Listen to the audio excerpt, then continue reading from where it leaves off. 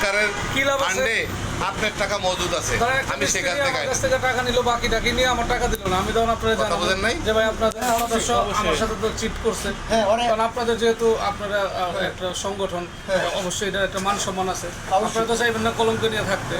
ঘিরে ও এই বাটপাড়ি করলো কেন, ওরা নিয়ে দিলেন, আমার টাকা আপনারা উঠাই দিবেন, আমাদেরও তো সুবিধা আছে, সবারই সুবিধা, সবারই লাভ। এরপর শোনেন, ঠিক আছে।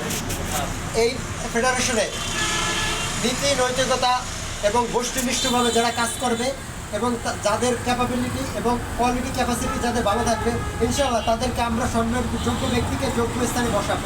এটা কীভাবে বসাবো? আপনি পদ পদবি দিয়ে হোক, যেভাবে হোক, এইখান থেকে থানা জেলা যারা কাজ করবে তাদেরকে আমরা হয়তো বিভাগীয় পর্যায়ে নিয়ে যাবো। তার অ্যাক্টিভিটিস যদি ভালো থাকে, আমাদেরকে তার পারফরমেন্স যদি দেখা কেন্দ্রীয় কমিটিতে তখন যাইতে আমরা পারবে। নিয়ে যাবো। এবং কেন্দ্রীয় কমিটিতে ভাই যেটা বলছে, আসলে কেন্দ্রীয় কমিটিতে তার স্থান পাওয়ার থাকবে, দরজা খোলা থাকবে।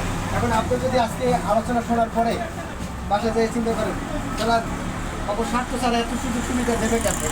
এই আমরা লাইফ ইন্স্যুরেন্স চালানো, আমরা যা দিব লাইফ ইন্স্যুরেন্স চালানো হয় আপনারা এই ফ্যাসিলিটি দিতে পারবে না ভাই। হ্যাঁ। বললাম না যে আমরা বিভাগীয় প্রধান যারা আছি, আমরা আমাকে পকেটের পয়সা দিয়েও দেবো না।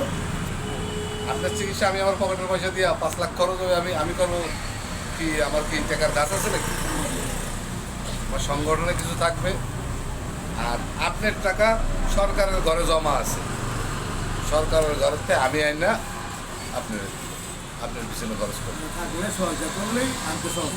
এটা হচ্ছে আপনার অভিভাবকের নৈপুণ্যতা। সে তার কাজ এভাবে আমাদেরকে দেখাবে এবং আমরা তার পাশে সর্বোচ্চটুকু একদম নিগড়িয়ে দেব, তার পাশে আমরা সর্বক্ষণ থাকবো।